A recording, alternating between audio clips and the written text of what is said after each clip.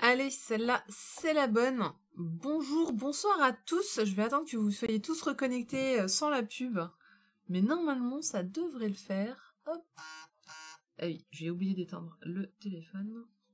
J'attends que Chocho me dise que c'est bon. Je vous vois plus sur le chat. Voilà. Ah ben dis donc, c'était oui, c'était un démarrage un petit peu en mode ralentissement complet bug. Ce sont des choses qui arrivent. Je sais pas si on a... Oui, on a les résolutions. Merci Akiro de confirmer. Chocho, il est occupé, il peut pas tout faire. Ça rame. Bonsoir à tous, bienvenue pour ce stream. Un stream un peu particulier quand même. Ça va être un stream spécial relations homme-femme sexuelles. Merci Androtradi pour le réabonnement. Hey, 7 mois. 7 mois que tu es avec nous. Androtradi, c'est pas beau. Merci beaucoup, merci pour l'abonnement. Donc oui, un stream qui va parler de sexe, je vous le dis tout de suite, hein, j'annonce la couleur. Il y a absolument... Les 3 titres ici ne parlent que de sexe. Voilà, ils parlent de relations sexuelles entre un homme et une femme. Le 17 ans, c'est... On se demande ce qu'il fait là, le pauvre, il est mal tombé. Alors, on va aussi parler de relations homme-femme, mais très différemment. Alors 17 ans, il est pas sorti la semaine dernière, il est sorti un peu avant, mais je l'avais loupé, donc du coup je l'ai mis là. Puis ça tombe bien, puisqu'il y avait pas beaucoup de sorties cette semaine, on avait que 4 titres, 4 nouvelles séries. Du coup, ce que je vous propose, j'ai mis un petit point d'interrogation, mais en vrai on parlera de nouveaux animés. La nouvelle saison vient de commencer, on a pas mal de nouveaux animés qui sont arrivés, alors j'en ai pas regardé beaucoup, mais j'ai regardé les plus forts, et donc du coup on en parlera. Bonjour Ange Mécanique, je suis prêt à bâcher 17 ans. je m'en doutais, on en avait discuté déjà sur Twitter dès l'annonce que ça allait être un titre un peu compliqué. Il n'y aura pas de giveaway aujourd'hui, il y en aura certainement plus tard. La semaine prochaine d'ailleurs l'agenda est également tout petit. Pas de giveaway, et par contre je vous rappelle que mercredi, c'est le stream des news et des reviews, et du coup il y aura encore une fois le tirage au sort pour le palier numéro... J'ai un doute si c'est... Je crois que c'est 7. D'ailleurs, Fab Atlantis, je t'ai vu passer, c'est toi qui as gagné le palier numéro 6 qui était toutes les news d'une semaine. Je t'envoie un petit email, je te préviens tout ça. Fama lunettes. Ouais, alors c'est parce que je me suis explosé les yeux et j'ai pété mes vraies lunettes, du coup c'est les lunettes de... Vous savez, les lunettes toutes pourries, 1€, voilà. C'est très bien, ça me permet de voir. Alors vous avez des super reflets par contre, hein. C'est bien, on voit les couvertures dans le reflet des yeux. Est-ce qu'on voit quelque chose? On voit rien. Bah oui, c'est complètement reflet. Bah oui, vous savez, les lunettes à 1€, hein, moi je fais pas traiter, je les fais pas traiter, alors du coup j'ai les reflets, les rayures, la totale. Coucou tout le monde en retard qui est en train de baver devant les beaux gosses faisant du rhum, dit Jado. Ah oui, bon, on voit bien chez moi ici, ça marche très très bien. Donc, ouais, le dernier mercredi, on a mis 2 heures de stream quand même. Mais il y avait tellement de news. Tiens, j'ai rien foutu encore pour le site, va falloir que je me bouge un petit peu. Mais il y avait tellement de news la semaine dernière. 2 heures de stream pour tout annoncer. Mais sérieusement, c'était super long. Bon, et puis il y avait pas mal de trucs en revue et on a vu plein de trailers et c'était cool. D'ailleurs, il y avait le trailer de 17 ans, donc si vous voulez vous regarder le trailer de 17 ans, n'hésitez pas à aller sur Twitch pour voir la review de mercredi dernier. Donc voilà. Non, Andro, pas encore. Mais peut-être plus tard, hein. On voit Chocho qui twerk en string à plumes dans le reflet. Ben ouais, c'est mes super reflets. Salut Ken, c'est Brad. Hello. Bon, on va commencer par les choses qui fâchent. Je prépare le terrain. On va parler de 17 ans, une chronique du mal, qui, bien sûr, mérite très bien son nom. Coucou Sandra. Ça va, bien rentré hier? J'ai nourri Sandra hier. Pas que Sandra, mais... On va parler, voilà, de 17 ans. Une chronique du mal, c'est c'est un manga qui vient de paraître aux éditions Naban. Naban qui est une toute petite maison d'édition qui monte, qui a notamment fait Old Boy, qui a fait Bienvenue à Modigliani, si je me trompe pas. Pardon, mais en ce moment, il y a tellement de petits nouveaux que j'ai tendance à me mélanger un tout petit peu. Mais, en tout cas, c'est sûr, ils ont Old Boy, puisque j'ai participé au financement participatif, et que j'attends mes volumes avec impatience. Voilà. L'image est à l'envers, elle triche. Bah, oui, moi, je suis toujours à l'envers. Sinon, je me gourre. Sinon, quand je vous dis la droite, et ben, en fait, je fais, ouais, la droite, c'est par là. Et puis, bah, du coup, on l'a vu lors du premier épisode, hein, lors de mon tout premier stream, la gauche et la droite, quand c'est pas inversé, c'est dur. Donc, 17 ans, ça parle de quoi? Ça parle d'un fait divers japonais des années 80, dans lequel une jeune fille va se faire enlever par des ados. On va le dire ça comme ça. La vingtaine, on va dire la vingtaine, par 4 mecs, et elle va subir l'horreur. Elle va subir viol, elle va subir torture, elle va subir beaucoup de choses difficiles et insoutenables à lire. Je vous recommande pas la fiche Wikipédia qui parle de cette tragédie. Donc la série est en 4 tomes et dans cette bon, j'étais un peu curieuse. Salut Népenthes, le naban au fond du jardin. J'étais un peu curieuse de savoir comment ça allait être traité. Je voyais pas ce qui était à traiter en fait dans cette histoire. Je comprenais pas le truc. Et en fait, on est sur le point de vue de l'un des mecs. Donc, il s'agit de celui que vous voyez en rouge dans la couverture, qu'on voit de dos. D'ailleurs, on le revoit ici. Et en fait, c'est son point de vue à lui. Son point de vue à lui, c'est qu'en gros, il était un adolescent un peu influençable, mais pas méchant. Il s'est fait embarquer donc par l'un des mecs qu'on voit au fond, en noir, en ombre, en train de faire des choses à cette fille. Et lui, par contre, c'est un mec vachement balèze, qui fait du karaté. Salut Zoulibé, qui tout de suite a acquaintance avec la mafia, avec les yakuza, et donc il y a une certaine notoriété. Et donc lui, influençable, jeune de 17 ans, en plus il l'aide, à un moment il se fait tabasser dans la rue par d'autres petites frappes. Et il se fait aider par ce mec-là. Donc, il lui voue c'est son idole. Il lui voue un petit culte. Mais léger, vous savez, c'est, ah là là, il est classe, il est cool, il est fort, tout le monde le craint, même les profs. Et donc, ils se mettent à traîner avec ce type, et jusqu'à sentir que le type, il est pas juste fun. Il est royalement dangereux. Comme je le disais, il est proche des mafieux, de la mafia japonaise, des yakuza. Il frappe à mort des gens, et puis surtout, c'est vraiment, c'est très subjectif, mais en gros, le mec, il se met à faire aussi des petites choses, à beaucoup frapper, beaucoup de violence physique, donc il se met lui aussi à racketter, etc. Mais là où il prend conscience de la dangerosité du mec, c'est quand même quand il lui dit « vol ». C'est à un moment, ils vont faire une sorte de petit braquage dans une boutique, et il va voler des vêtements, et il va se barrer avec les vêtements, et là, il se dit « mais qu'est-ce que je suis en train de foutre ?» Alors mec, moi, personnellement, sur mon échelle de la violence, ou en tout cas des choses pas bien à faire, la violence physique envers autrui est bien plus haute que le vol. C'est-à-dire que le vol, on est au ras des pâquerettes, on est au niveau zéro responsabilité, à part économique. Taper des gens, c'est au-dessus. C'est marrant parce que lui, par contre, c'était l'inverse. Hein. C'était non, taper des gens, ça va. Ah, le vol, par contre, encore une fois, c'est une vision japonaise de la société. Donc je sais pas comment le Japon met la violence face au vol, mais en tout cas, le vol, visiblement, ça l'a pas mal perturbé. Non, ce n'est pas Chocho qui fait pipi, c'est Chocho qui nous verse du thé. Donc, à partir de là, il commence à se dire « Ouh, va peut-être falloir que je me prenne mes distances avec ce type ». Et au moment où il se dit ça, c'est le moment où il se fait embarquer dans la voiture avec lui et 2 autres gars, et qu'ils comprennent qu'en fait, il cherche à embarquer une fille, à la kidnapper. C'est-à-dire qu'il lui dit « Va alpaguer une fille et démerde-toi pour la faire revenir vers la voiture ».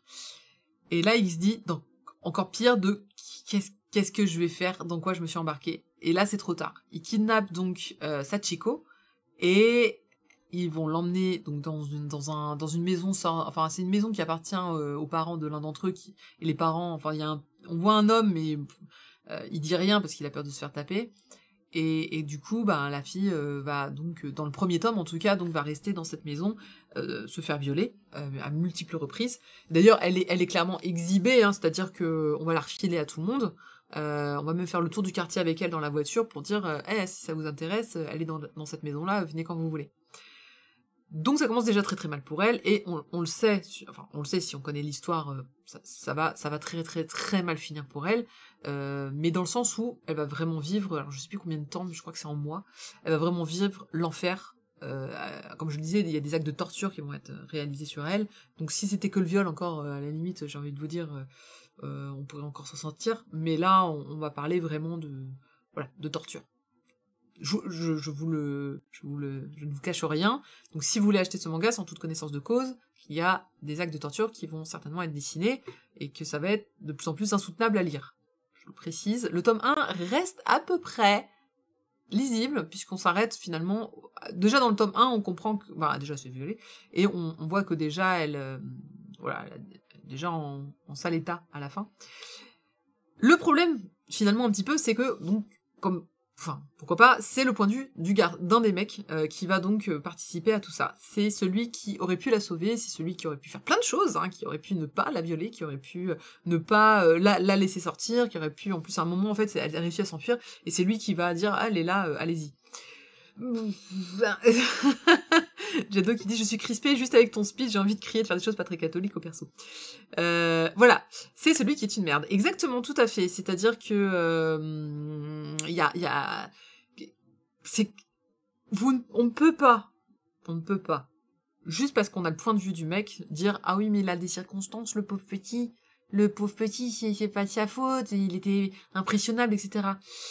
Va te faire foutre en fait. Non, c'est pas acceptable et c'est pas en présentant le point de vue de ce mec-là qu'on va s'attendrir ou quoi que ce soit. D'autant qu'encore une fois, le pire est à venir. Alors j'aime bien le titre parce que c'est 17 ans une chronique du mal, c'est tout à fait ça. Après, on peut prendre ce titre comme Orange Mécanique. Tu as d'ailleurs Orange Mécanique dans le chat, bah ça tombe bien. C'est-à-dire que je sais pas en fait, ça peut être une œuvre vraiment qui peut être critique sur qu'est-ce qui s'est passé, comment ça s'est passé, comment ça s'est terminé. D'ailleurs, on le voit en fait au tout début, les premières planches en fait du premier tome, c'est lui des années plus tard qui revient dans le quartier et tu sens qu'il est pas bien. Heureusement qu'il est pas bien, tu m'étonnes qu'il est pas bien, évidemment qu'il doit pas être bien. Moi personnellement, je suis encore étonnée qu'ils soient encore en vie, mais ça ne regarde que moi, et voilà, mais ils devraient être enfermés à vie, je sais pas, je pense que ces gens-là, quand vous lisez en plus sur Wikipédia, ils s'en sortent plutôt pas si mal que ça. En gros, il y en a 2 qui se sont rangés, et 2 autres qui font partie de la mafia. Donc, j'aime tellement pas l'idée que l'on fasse passer l'un des bourreaux pour une victime. Alors, on le fait pas franchement passer pour une victime, pourquoi? Au début, un peu, parce que on lui dit regardez, il se sent mal aujourd'hui qu'il est adulte et qui des années plus tard, il va pas très bien. Bah, tu m'étonnes quand même, il a vu des choses que j'espère qui sont un peu impressionnables pour lui. La deuxième chose, c'est que donc on montre un peu le pourquoi du comment. Moi j'entends excuse, j'entends voilà pourquoi, mais c'est pas de sa faute, regarde, il avait peur de se faire taper, regarde, il avait peur de mourir, regarde, il était faible. Mais même lui, à un moment, il se regarde dans le miroir et il voit un monstre horrible et il dit voilà ce que je suis en train de devenir. Oui mec, oui, tu es en train de... Enfin, tu n'es pas en train de devenir, tu es devenu une immense merde. Mais je reste intéressée, mais ça c'est moi par contre, hein. Je vois que vous êtes nombreux à hésiter à vous lancer, et hésitez à mort, parce que c'est le genre de lecture qui peut ne pas vous laisser vraiment différent, qui peut vraiment vous marquer. Je pense qu'on peut facilement graphiquement montrer des choses, même si dans ce premier tome, aucun des viols n'est vraiment montré. On montre les conséquences, on montre le visage à la fin, on montre, voilà, comme là, un petit peu en ombre chinoise, on comprend, mais on ne voit pas, et je pense que ça va aller comme ça un petit peu dans la suite aussi. Maintenant, je comprends pas en fait l'idée je sais pas. Est-ce qu'il fallait par exemple, il y a c'est une histoire vraie. Est-ce qu'il faut dire au monde, regardez, il y a des monstres qui existent comme ça. Peut-être, est-ce que peut-être après on va peut-être s'intéresser au côté judiciaire, comment ça va judiciairement être pris en compte, parce que il y a toute une partie de l'histoire où c'est la sœur donc de la victime qui va la chercher, et elle va montrer, enfin il y a tout ce côté-là du manga qui va montrer les lacunes. Alors là vous allez crier encore plus, qui va montrer les lacunes de la police, c'est-à-dire qu'elle va voir la police en disant voilà ma sœur a disparu, on n'a plus de nouvelles, elle était à son boulot, elle devait rentrer, elle est pas rentrée, il y a un problème, et là on va lui dire elle a quel âge votre sœur? Non mais elle est en train de faire sa crise d'ado en fait, vous inquiétez pas, elle va revenir. Donc désintérêt complet de la police par rapport à tout ça. Donc j'espère que ce manga, le tome 1, semble légèrement gratter le vernis de il y a eu une bavure policière, certainement que le procès il va peut-être pas être si ouf que ça. D'ailleurs on entend dans Wikipédia que le procès a été un peu influencé parce que c'était des affaires de Yakuza. Donc voilà, donc j'espère que ce 17 ans une chronique du mal va un petit peu expliquer tout ce qui n'a pas été dans ces histoires-là, pourquoi finalement on l'a pas sauvée cette fille, parce qu'elle aurait pu être sauvée si la police avait fait son job et si les gens s'y étaient un petit peu intéressés de son sort. Donc tiens, ça ferait presque un point positif au manga. Je ne sais pas, parce qu'encore une fois, dans le premier tome, je sais pas encore très bien la position des auteurs à ce sujet. En fait, soit ils vont être, on présente le point de vue du mec jusqu'à la fin, c'est-à-dire comment ça a été crescendo toute cette histoire, c'est-à-dire qu'au début c'était juste une fille qu'on devait violer et ramener chez elle, ensuite ça a été une fille qu'on a décidé de garder, de faire tourner, ensuite ça a été une fille qu'on a torturée, et puis la fin. Et je vous assure que la fin, vous y attendez pas. Donc, enfin dans le niveau de l'horreur, je pense qu'on est à peu près... Attendez, ça s'arrête là, hein, voilà. Ah bah là on débat. Voilà, en niveau d'horreur, je pense qu'on est au max du max de ce qu'on peut proposer dans une histoire pareille. Et le pire, c'est que c'est une histoire vraie. C'est ça qui est horrible en fait finalement. Donc, salut Nico Nico. Donc quelque part, je me dis, il faut parler de cette histoire-là. Il faut qu'on sache que bah voilà, il y a des choses comme ça que ça arrive et ça arrive encore aujourd'hui malheureusement. Je veux dire des gens qui sont morts bêtement et torturés. Enfin, de ma mémoire judiciaire des affaires même françaises, on en a. Hein, on en a tragiquement, on en a plein. Maintenant, est-ce qu'il y a un intérêt à lire ce genre d'histoire? Je ne sais pas. Je pense qu'il faut. Je pense que c'est bien de parler de ces histoires-là. Vraiment, je pense qu'il y a un devoir de mémoire qui doit être fait pour dire ouais, il y a eu des affaires. L'être humain est capable d'aller jusque-là en atrocité. C'est un intérêt morbide. Je sais pas du tout, tu vois. Je me dis, est-ce qu'on doit oublier que ça existe? Je sais pas. Donc, et puis il y a l'histoire effectivement de la bavure, enfin pas bavure, mais il y a la police, la réaction de la police qui est vraiment horrible. Celle-là est particulièrement horrible quand même. Alors oui, c'est ça un petit peu qui me dérange. C'est-à-dire, enfin qui me dérange entre guillemets. Moi j'ai lu par exemple La Boîte Noire. Je sais pas si vous connaissez. La Boîte Noire, c'est un roman en fait. Comment ça s'appelle déjà? Shiori Ito, je crois. Elle vient de recevoir, d'ailleurs, elle est dans les grandes personnalités du Times de cette année. Donc c'est une femme journaliste qui s'est fait violer par un supérieur qui lui proposait un poste au Washington Post, et il a drogué visiblement sa nourriture, c'est ce qu'elle comprend, et elle se fait violer, elle se réveille dans un hôtel, et elle va se battre contre la police pendant des mois pour obtenir quelque chose.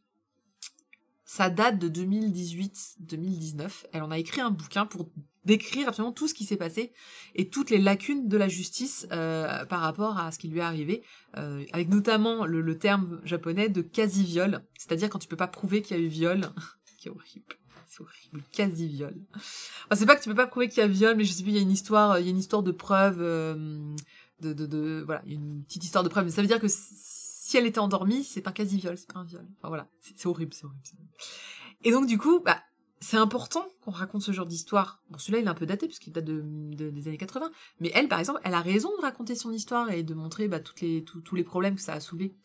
Mais donc, c'est pour ça que je ne sais pas où va 17 ans. Je vais acheter le tome 2, parce que je suis curieuse de savoir, ça va être quoi le propos? C'est quoi l'intérêt de raconter cette histoire-là? Sachant qu'elle est particulièrement horrible. Le tome suivant, c'est le 29 janvier, on a le temps, hein, on a le temps d'y arriver. Je tiens à te signaler que c'est un manga qui date un petit peu, du coup le style est un peu daté, mais très léger. Ça date de 2004, donc il fait 4 tomes, ça sera vite vu, en même temps il n'y a pas grand chose à raconter.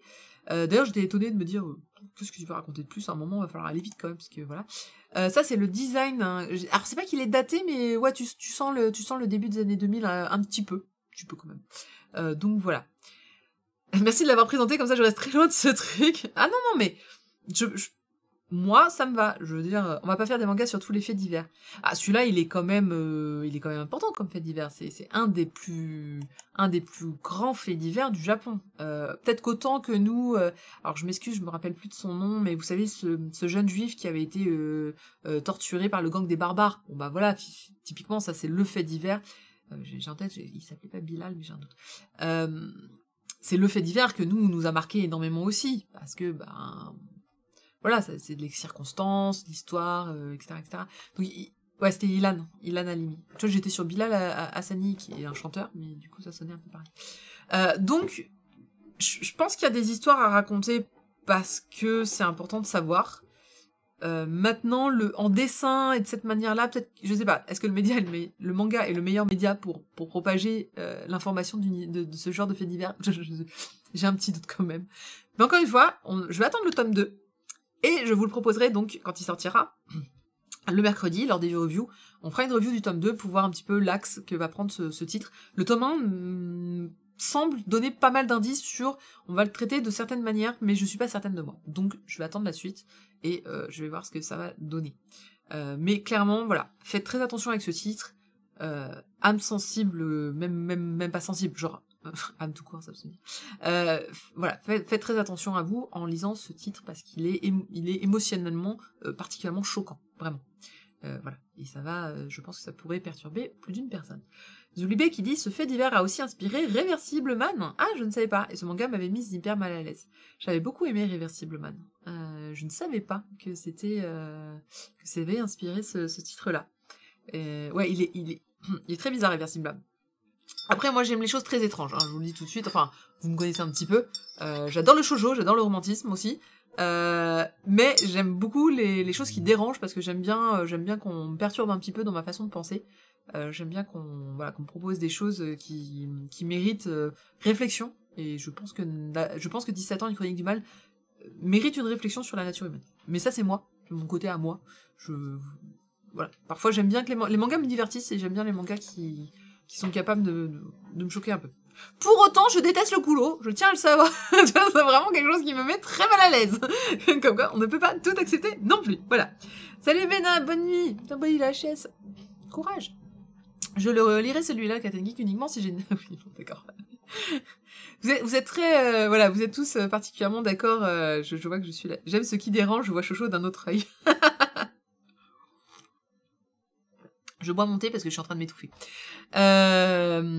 Et ben on va passer à des choses un peu plus joyeuses. Alors non, je peux même pas dire joyeuse parce que c'est pas joyeuse la suite.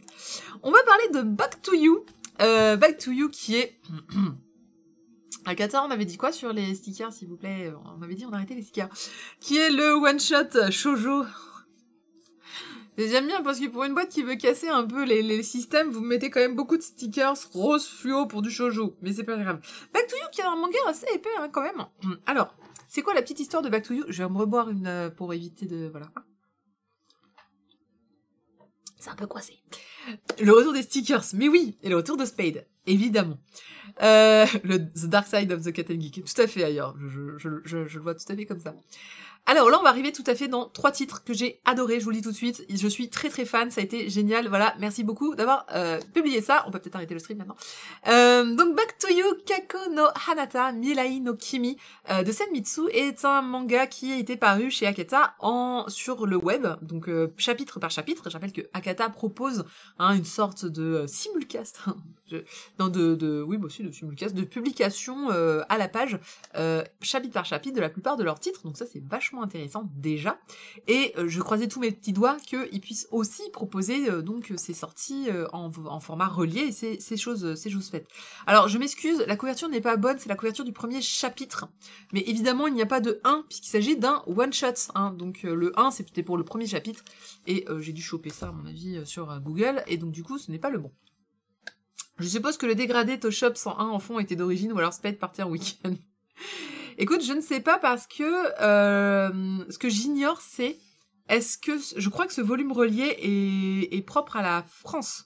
C'est-à-dire que à la base, voilà, il me semble que ce manga n'existe pas en relié, il n'existe que en France, en version reliée. Et donc du coup, vous avez pas mal et je pense que c'est propre à l'auteur parce que regarde, à l'intérieur, vous avez des pages couleurs, et ces pages couleurs proposent à peu près le même fond, le même type de fond. Donc du coup, alors vous en avez plusieurs, c'est assez rare pour le souligner. Hop, voilà. Et d'ailleurs, c'est une des illustrations que j'ai choisies pour la couverture de ce stream aujourd'hui. Voilà. Donc on a 4 pages couleurs avant de commencer cet épais one-shot qui vaut 7,50 €, c'est-à-dire qu'il n'est pas beaucoup plus cher.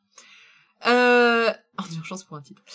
Donc, Back to You, ça parle de quoi? Donc ça parle de relations entre 2 personnes. Il s'agit de Sayoko et... j'ai oublié son nom à lui. Sayoko et Naohiko, pardon. Et ils sont ensemble depuis très longtemps, ils sont connus au lycée, et ils sont sortis ensemble au lycée, et aujourd'hui ils sont adultes, et ça se passe pas trop mal, mais sans plus ni moins. En fait, ils sont un petit peu tristes, salut Jerk, parce que ils ont une relation finalement un peu délicate. Ils s'aiment, mais bon, il y a plus de passion, lui, il semble tout le temps fatigué, tout le temps pris, il a plus trop l'étincelle elle a connue quand il était au lycée, tout pimpant, etc. Certainement qu'elle aussi a changé, mais ce n'est que son point de vue qu'on a dans ce titre.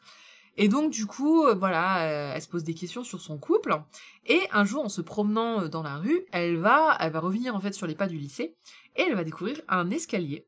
Et en descendant cet escalier, elle va se retrouver, en fait, dans le passé, elle va se retrouver avec lui, au lycée en train de faire de l'athlétisme, puisqu'il faisait de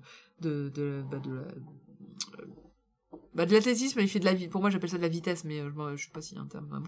Il y a la course de fond et la course de vitesse. Voilà. Donc c'est important le détail, parce qu'après on en reparle dans ce manga.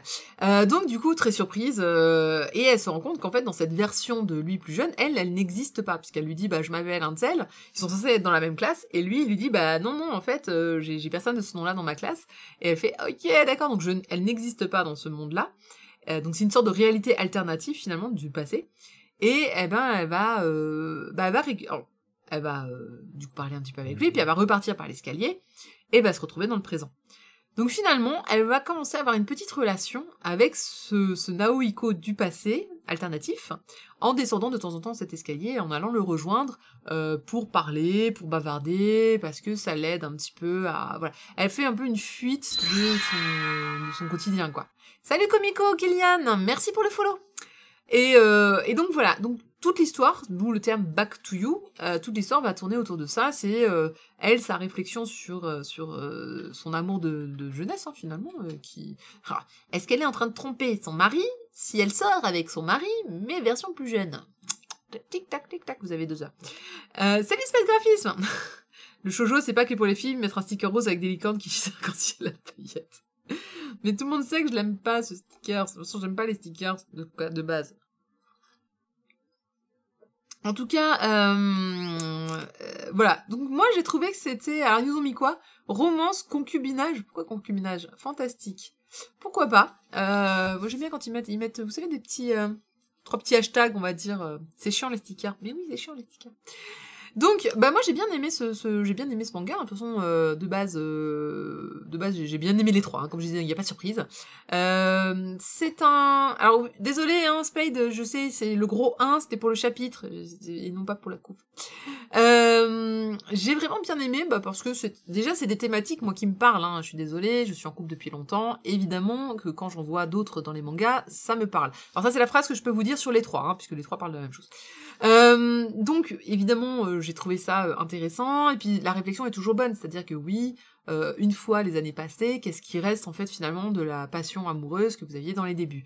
C'est un thème universel, pourquoi? Parce que tous les couples sont concernés, ou presque, hein, c'est-à-dire que si vous sentez que vous avez la même passion que vous aviez dans les premiers mois de votre relation avec quelqu'un, j'ai envie de vous dire, vous avez de la chance, mais c'est plutôt rare en fait.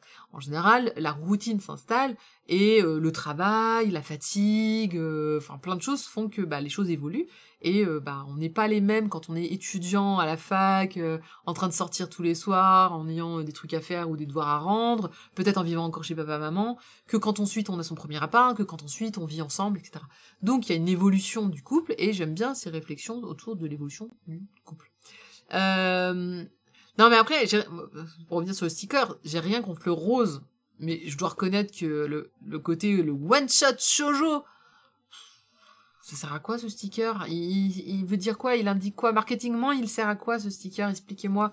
À dire que c'est un shoujo, je pense que ça se voyait. À dire que c'est un one-shot, éventuellement. Mais dans ces cas-là, pourquoi les autres ne le font pas? C'est que ça, c'est, voilà. Et puis, bon, ouais, le côté, le one-shot shoujo. Bon, avant, il me mettait que c'était une catégorie, donc déjà, c'est bien, on a moins la catégorie, mais... avant, on avait le one-shot shoujo de l'hiver, de l'été, du printemps, de la nuit qui passe, de divers et variés. Donc là, c'est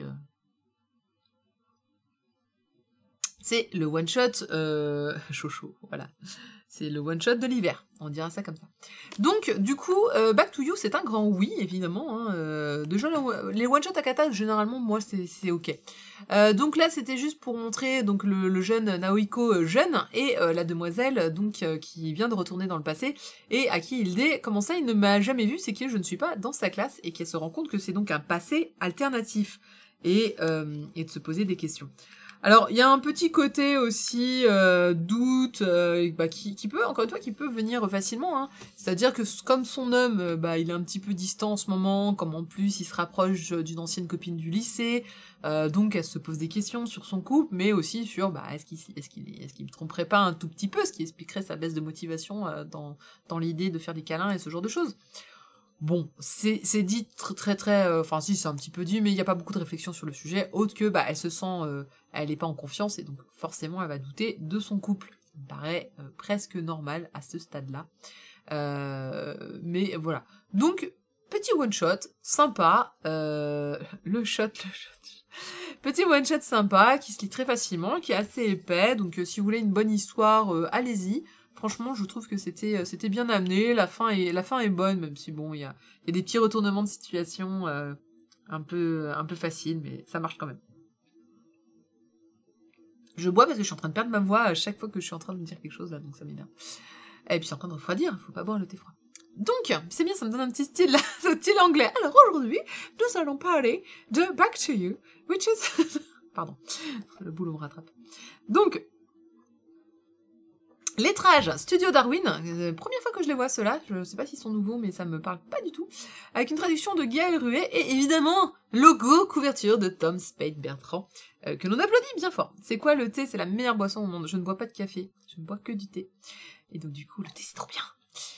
D'ailleurs, j'ai cru que je pouvais avoir le meilleur bubble tea de Paris chez moi, et en fait, on m'a trollé, parce qu'en fait, il me dit oui tu peux, oui tu peux, oui tu peux, et au moment de payer, il me fait évidemment tu peux pas. J'y ai cru, mais bon. Voilà, si vous voulez me faire très plaisir, n'hésitez pas à m'envoyer des bubble tea.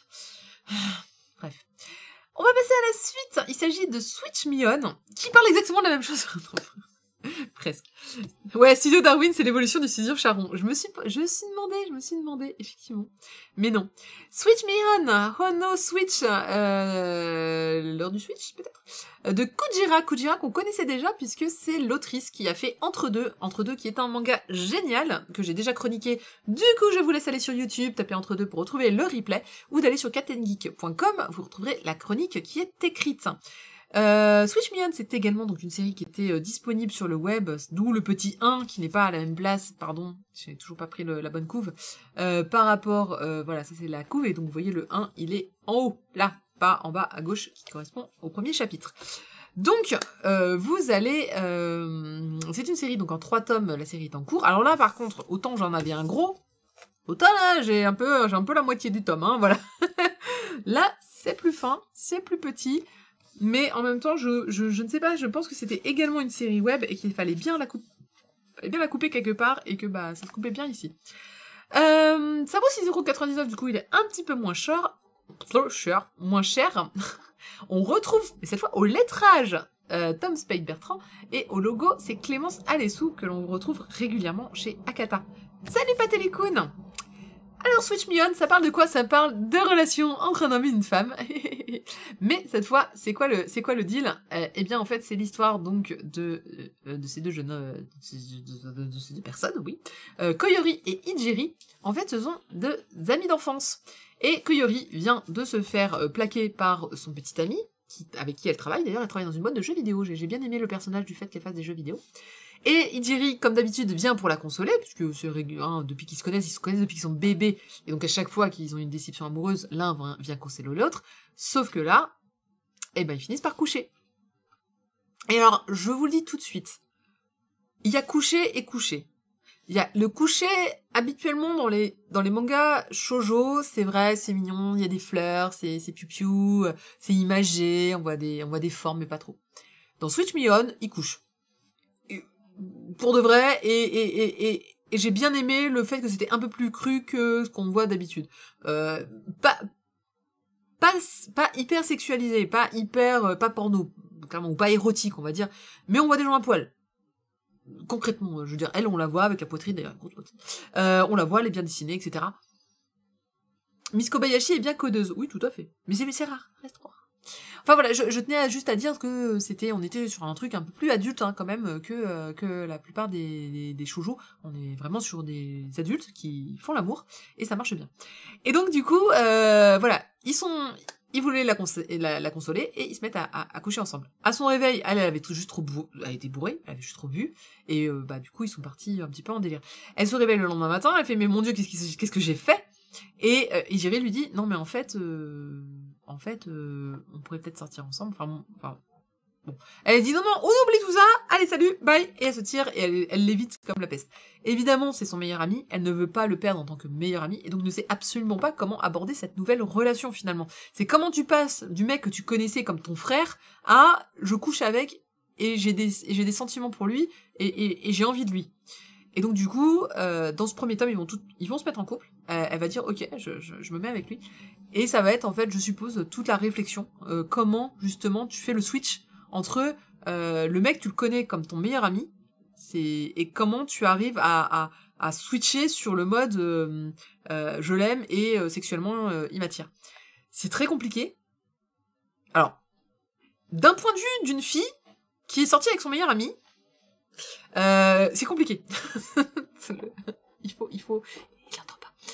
Il faut le petit, hein, c'est pas facile au début. Du coup, j'ai beaucoup aimé cette histoire parce que, bah, évidemment, ça me rappelle complètement Binder done that.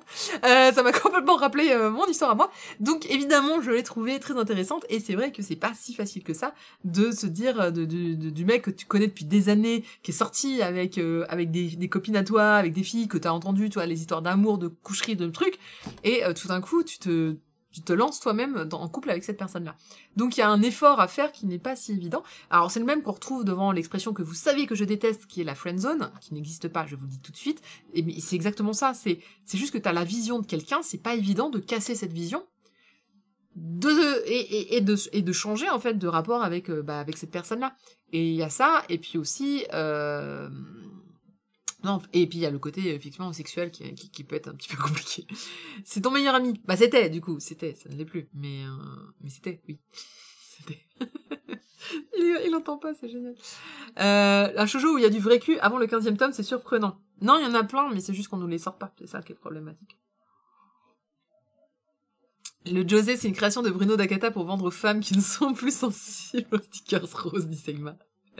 Non, ça n'existe pas, la friendzone. Ça c'est la friendzone, c'est une invention qu'on a mis pour expliquer un phénomène simple qui est elle ne veut pas de toi.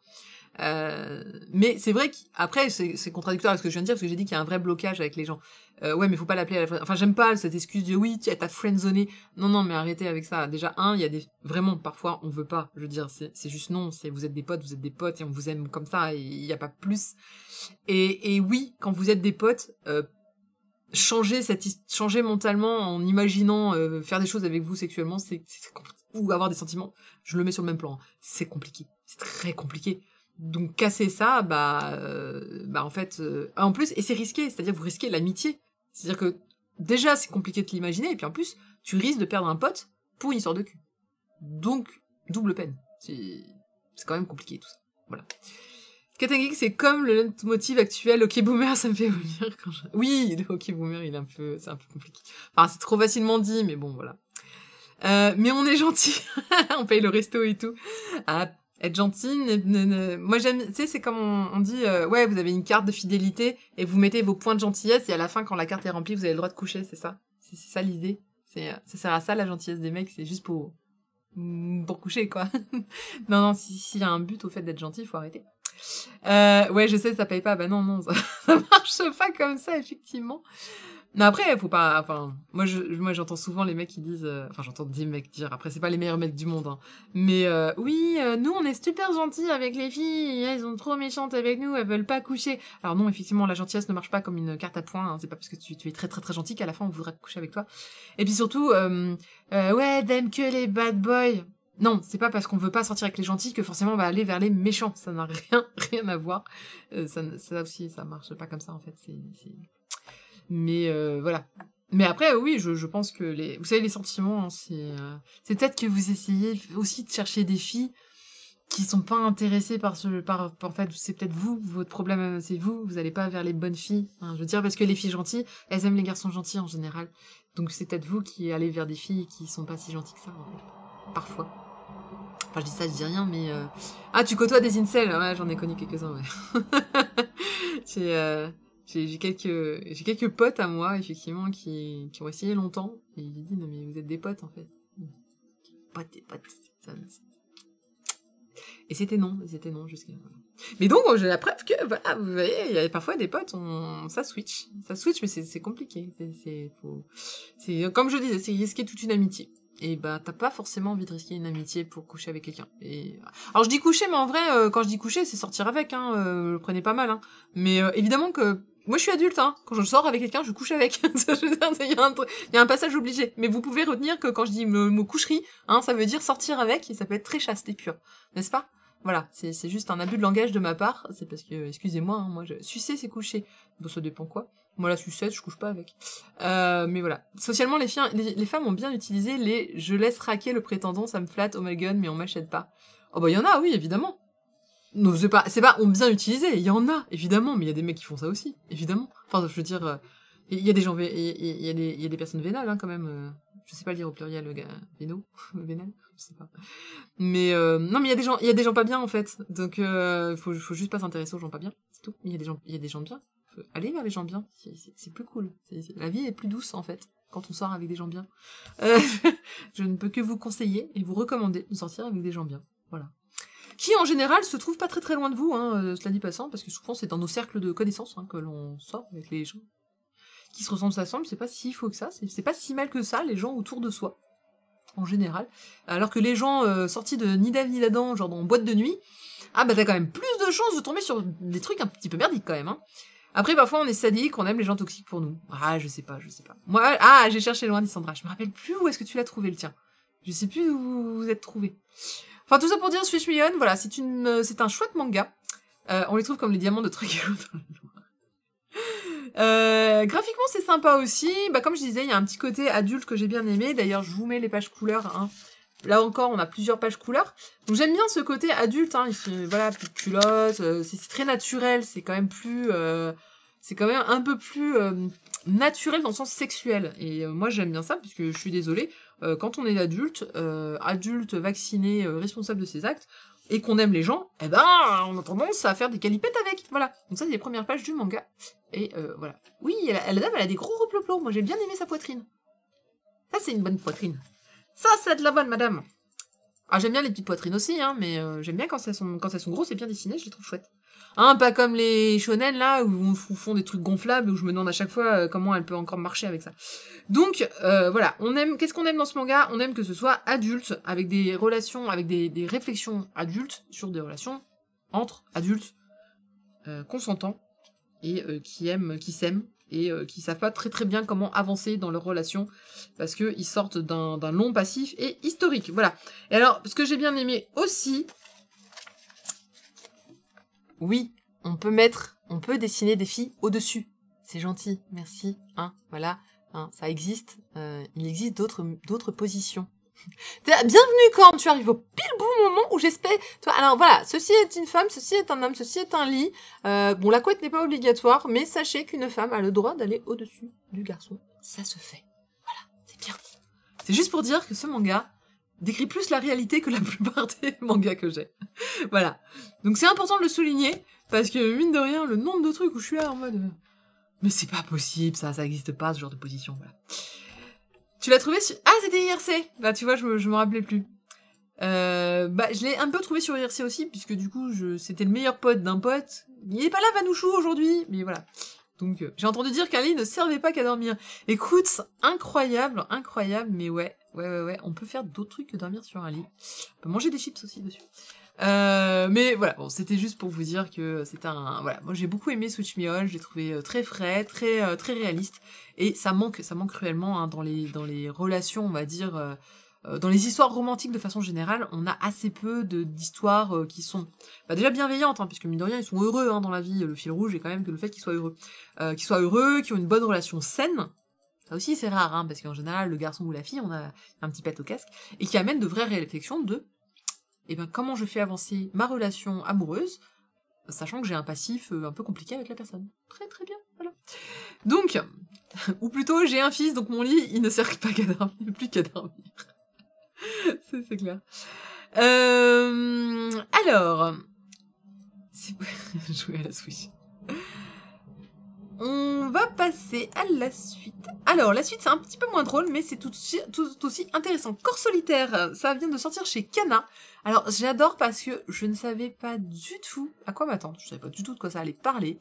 Je suis étonnée... Ah si, il est dans Life. Je veux dire, je suis étonnée, il est pas dans Life. Voilà, il fait partie de la collection génialissime de Kana qui est Life. Et comme vous le savez, c'est une collection qui va parler donc de choses... Je parle de sexe, on est en train de gagner des spectateurs. Hein, je dis ça, je dis rien. Donc, Life, c'est la collection de chez Kana qui va parler... on peut parler de Josei. Je sais que Akata n'aime pas, mais moi j'aime beaucoup ce terme. Josei, donc, c'est le pendant de... C'est en gros du seinen dessiné pour les femmes en général. Donc c'est la version adulte des shoujo. Ce que le shonen est au seinen, on peut dire que le shoujo est au josei. Après, voilà, il y en a qui n'aiment pas ce terme et qui disent non, il y a que du seinen. Moi, j'ai aucun problème à utiliser le mot josei, hein, personnellement, je comprends pas pourquoi on en fait toute une histoire, mais c'est pour expliquer que ce sont donc des histoires souvent à destination des femmes au Japon. Encore une fois, en France, on en fait ce qu'on en veut, mais en tout cas, c'est dessiné au Japon pour les femmes, et donc souvent, il y a des thématiques de couple, il y a des thématiques de relations au boulot, il y a des thématiques, voilà, intéressantes. Donc, c'est là qu'on va retrouver Just Not Married, c'est là qu'on va retrouver First Job, New Life, c'est là qu'on va regarder absolument tous les titres du moment que je préfère sont dans cette collection-là. Donc, Corps Solitaire ne fait pas exception. Corps Solitaire va parler d'un problème que les gens en couple longtemps connaissent bien. Enfin, c'est triste de dire ça comme ça, mais ils connaissent pas trop mal. C'est, les longues périodes où il se passe absolument rien, sexuellement parlant. Oui, j'ai dit qu'on parlait de sexe aujourd'hui. Allez, on parle de sexe, hein, voilà, on est parti. Donc, Anata ga shite kure nakute mo, c'est l'histoire de Michi, et Michi elle est très malheureuse parce que son homme ne la touche plus depuis 2 fucking ans. 2 ans sans coucher. Je ne sais pas comment elle fait. je ne pourrais pas, je ne peux pas. Elle peut, visiblement, et elle est très malheureuse. Alors déjà, c'est génial parce que c'est une femme qui le dit. Merci. Ça n'arrive pas qu'aux hommes. C'est vrai que souvent, on dit, bah voilà, ma femme, elle veut pas que je la touche, elle dit qu'elle a la migraine et tout. Donc, non, là, tout va bien. C'est une femme qui dit que son mec, il a jamais envie, en fait. Il ne veut pas, il est là... donc certains savent. Voilà. Alors ça arrive aux femmes comme aux hommes, hein.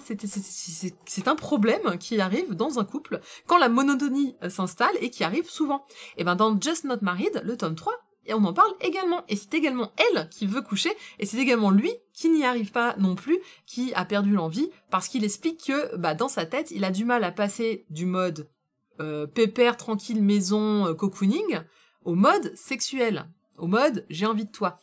Et donc, du coup, il explique, dans Corps Solitaire, on va en reparler un peu, mais juste dans Just Not Married, cet homme, donc, explique que, mais le soir, on rentre, on mange, on regarde des animés, on joue aux jeux vidéo, je me bois une bière, tu te mets en pyjama, tu te démaquilles, on rentre dans le lit, on regarde un peu nos smartphones, et on éteint la lumière et c'est fini. Et il dit, j'arrive pas à faire le vie de couple quotidienne, envie sexuelle tout de suite maintenant dès que la lumière s'éteint. Ils disent c'est mentalement non, il y a pas de switch on-off sexuel. Et donc il explique toutes ces difficultés à trouver le moment où il est un petit peu émoustillé, le moment où c'est normal, c'est un japonais du Orange Mécanique. Ah, si seulement. Écoute, pour en avoir discuté avec des copines, c'est quand même un problème qui arrive, je ne veux pas dire, mais très souvent. C'est-à-dire que parfois tu te réveilles le matin et t'as passé 3 mois sans coucher avec ton partenaire. Et quand on parle, on se dit ah là ouais, on a été pris ces 3 derniers mois. Je veux dire, ça peut venir d'un commun accord, enfin pas d'un commun accord, mais voilà, les deux n'ont pas très envie. Puis après arrive le moment tragique où tu en as envie, mais l'autre non. Alors du coup, tu t'es bon, c'est pas grave, je vais me la mettre derrière l'oreille. Ça arrive, ce sont des choses qui arrivent. Moi j'aime bien j'aime bien cette idée-là. J'aime bien l'idée que c'est quelque chose qui arrive, faut en parler. Enfin, faut en parler, non, on n'est pas obligé d'en parler, mais c'est bien d'en parler. C'est bien de dire, c'est tout le monde est concerné, ça n'arrive pas qu'aux autres, ce sont des choses. Voilà, ça peut venir de plein de raisons, le tout est d'en parler. Exactement. À partir du moment où vous communiquez, là, il communique plus du tout, hein. C'est le petit problème de ce manga-là, c'est qu'il ne rappelle pas. Ça me rappelle cette citation d'un ancien docu sur les sex slaves au Japon. Maintenant qu'on est marié, on est une famille, et on ne fait pas ça en famille. Patelikun.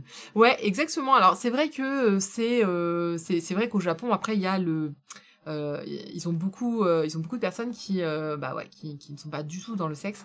Après si on met le Japon à part, qui ont une vision du sexe, qui ont une sexualité somme toute assez alors j'ai pas envie de dire originale, c'est un mauvais terme, mais unique, on va dire que ça arrive aussi, également à tout le monde. Je veux dire, oui, à moi, à vous. Au bout d'un moment, c'est vrai que quand tu vis avec quelqu'un, la routine qui s'installe fait que c'est compliqué d'avoir un mode aroused, comment on dit en français, un mode excité. Donc voilà, donc l'excitation, à moins de tomber sur un porno, à moins de te mater du hentai le soir avant de te coucher, voilà, c'est compliqué, vraiment.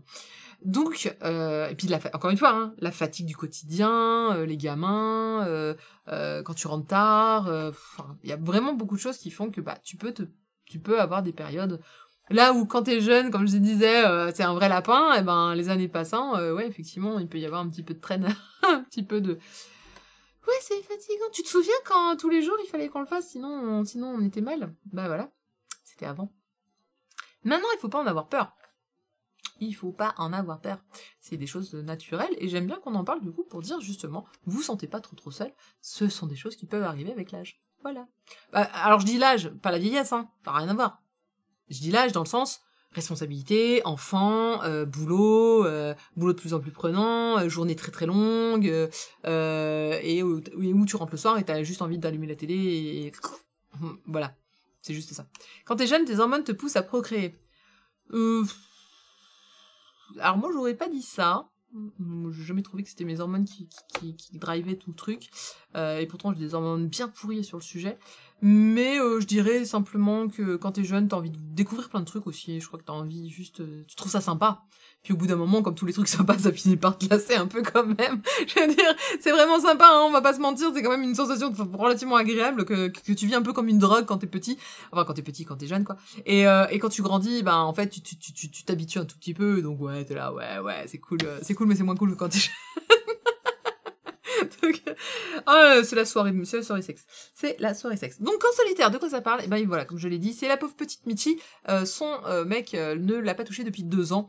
Évidemment, elle se pose moult questions. Évidemment, elle essaye vraiment de créer, je disais, ce petit moment qui permet de faire le switch et de coucher. Salut Vilkera! Et on est sur le stream de Dotissimo ici, mais ouais, exactement. Mais ouais, 2 ans, c'est chaud. Je veux dire, quelques mois, quelques semaines, bon, à la limite, ça peut arriver, quoi. Parce que toi, t'as une période un petit peu charnière. Mais là, que dalle, 2 ans, mais c'est mort. C'est mort, mort de chez mort.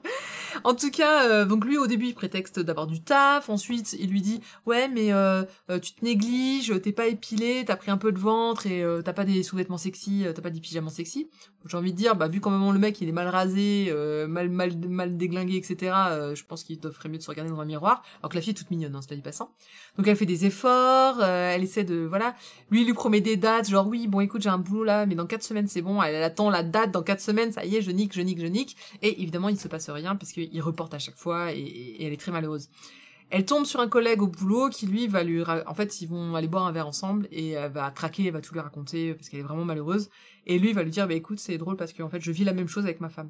Et donc du coup on va avoir la version aussi du mec qui vit la même chose et qui va expliquer que pour lui aussi c'est compliqué parce que voilà, alors je sais plus pour sa femme on n'a pas son point de vue encore mais elle va expliquer qu'il y a un passif qui fait que voilà elle a fait un petit blocage. Donc, j'ai envie de claquer le mec en 2 secondes de résumé.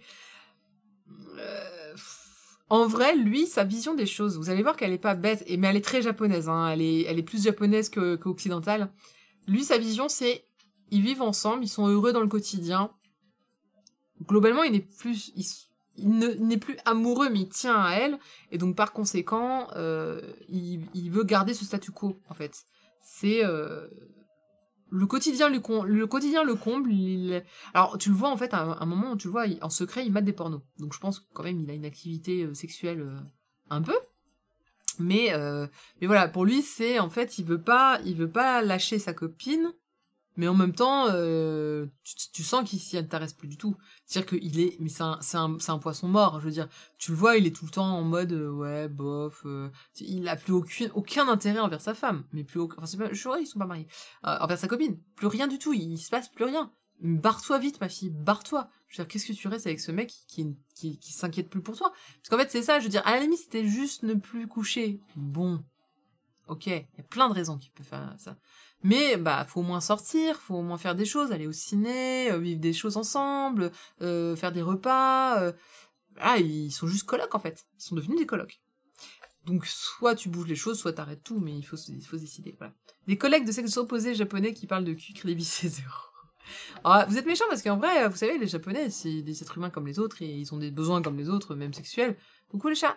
Par contre, ce qui est vrai, c'est qu'ils ont une grosse proportion de la population qui ont une vision de la sexualité très biaisée du fait de l'éducation sexuelle au Japon. un autre. Après, je rappelle, par exemple, au Japon, c'est très compliqué de coucher. Alors, eux, ils vivent ensemble, donc ça va, mais typiquement, tout le monde vit sous le même toit, plusieurs générations, dans des maisons où les murs sont quand même très très fins. C'est pas pour rien, on est quand même dans le pays où il existe des love hotels juste pour coucher. Donc à partir de là, tu te dis, ok, c'est quand même... Déjà, faire l'amour est compliqué au Japon, hein. Il faut trouver l'endroit. Et puis, on est dans un monde communautaire où tout se sait, il y a plein de commérages. Donc vraiment, c'est pas évident, c'est pas si évident que ça. La jaquette me turlupine depuis tout à l'heure, c'est le bras de qui à gauche? Alors, on ne sait pas. Bon, on suppose que ça va être le collègue.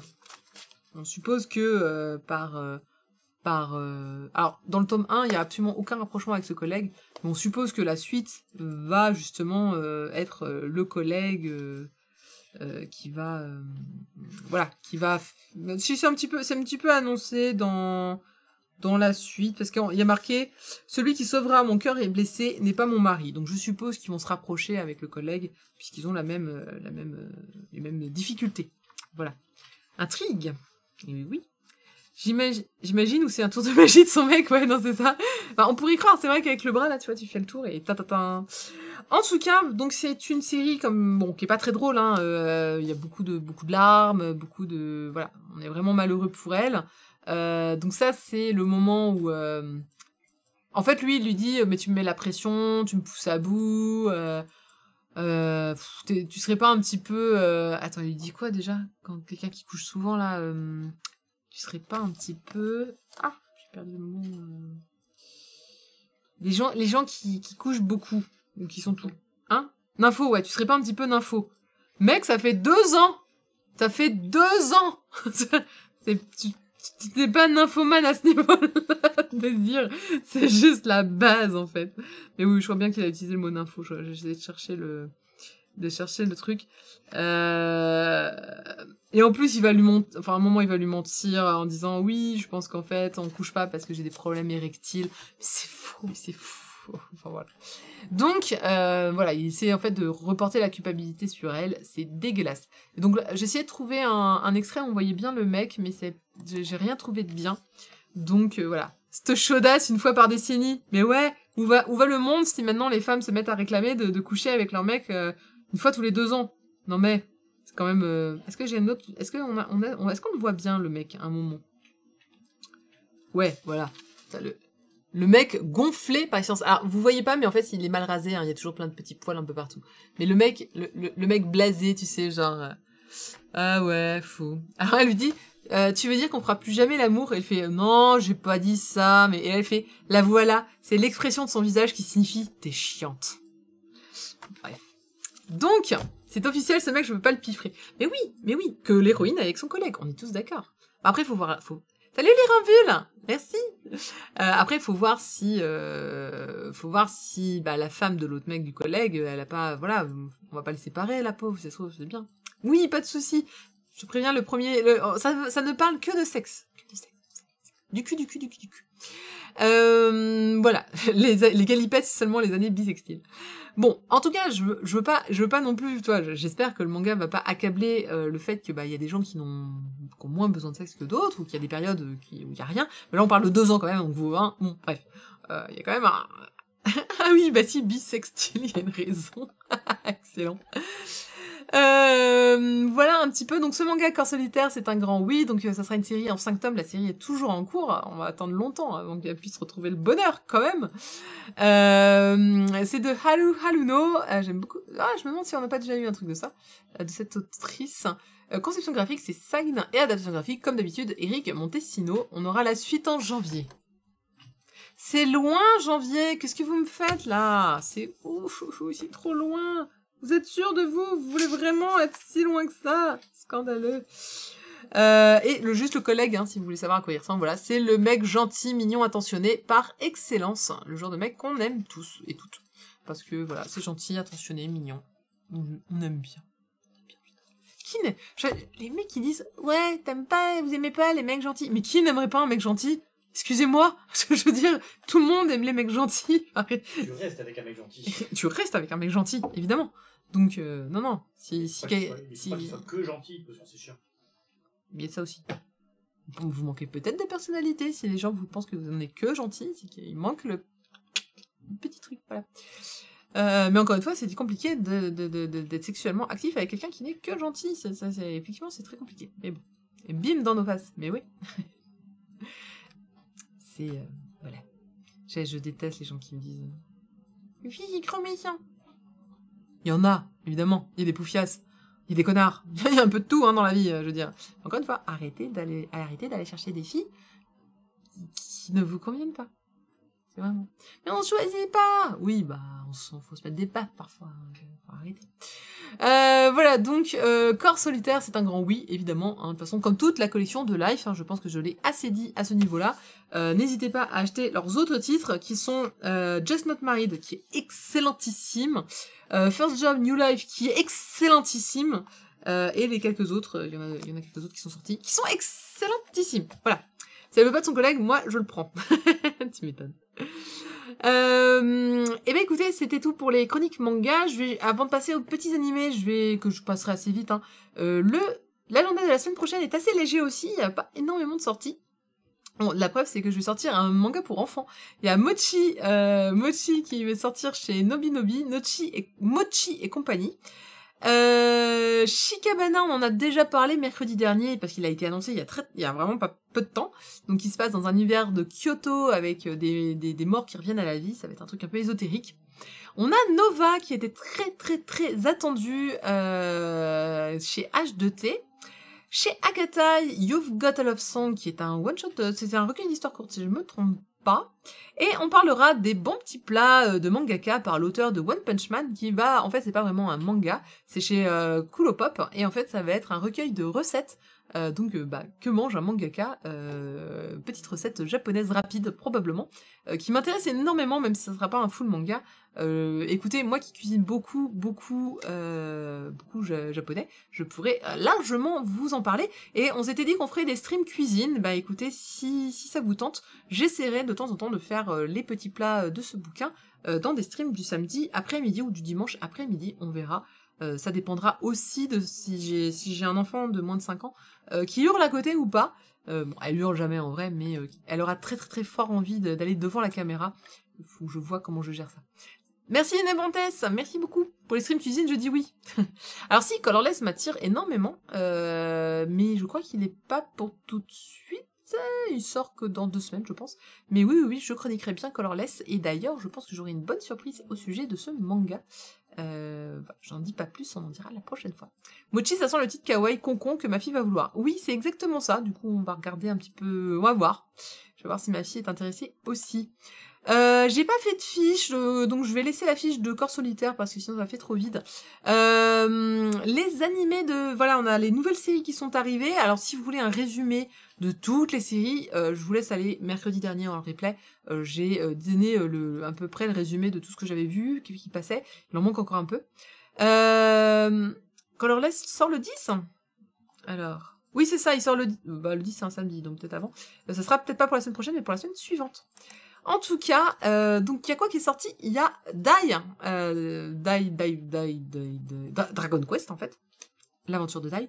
Dragon Quest donc c'est la réédition, c'est le remake en fait de l'animé Fly, si vous avez connu quand vous étiez petit le dessin animé, qui est donc Dragon Quest. Et on s'est fait le premier épisode, franchement c'était génial parce que ils ont gardé le design d'époque, donc ça déjà je trouve ça super d'avoir gardé le design d'époque. Évidemment, c'est l'histoire qu'on connaît tous. Alors maintenant, c'est une très longue histoire. Dai no Daiboken. Ouais, j'avais un petit doute, merci. C'est une très longue histoire, et donc du coup, je ne sais pas combien d'épisodes ça va faire. Est-ce qu'ils vont devoir raccourcir des choses? Parce que, Dai no Daiboken, c'est quand même, moi je les ai, ils sont là-bas, je sais plus combien c'est de mangas, mais c'est au moins 25-26. Donc je sais pas du tout comment ils vont construire un peu le DA, est-ce qu'ils vont faire plusieurs saisons ou pas. Mais c'est franchement génial qu'ils aient ressorti ce titre. Allez-y, c'est génial. C'est une très très bonne histoire. 27 tomes, c'est bien possible. En fait, ils sont tous là-bas, j'arrive pas à lire le chiffre. C'est dispo sur Crunchy et ADN. Donc du coup, en plus, vous avez probablement plus de chances de l'avoir qu'avant. Et plus dans les 35 volumes. Ah, ça fait plus que ça. Ah, j'étais plutôt sur la vingtaine. 37. Ah, je voyais, alors je me rappelais qu'il en faisait pas mal, mais j'étais plus dans la vingtaine que dans les 30. 37 tomes, bah écoutez, et j'espère que Delcourt Tonkam va nous annoncer une réédition, puisqu'ils avaient fait une réédition il y a pas longtemps, il y a quand même longtemps, mais qui était super belle, et bah j'espère qu'ils vont nous la... Moi j'ai l'édition J'ai lu, la vieille et moche. Bon. Mais ça passe. En tout cas, vraiment, allez-y, c'est de la bonne, c'est une super histoire. Donc pour ceux qui ne connaissent pas, on est dans un monde d'heroic fantasy, et c'est l'histoire d'un petit bébé qui arrive sur une île en fait de monstres gentils parce que le seigneur du mal a été vaincu. Et donc du coup, les monstres sont redevenus tous gentils, etc. Et donc ils vont élever cet enfant qui s'appelle Dai, notamment.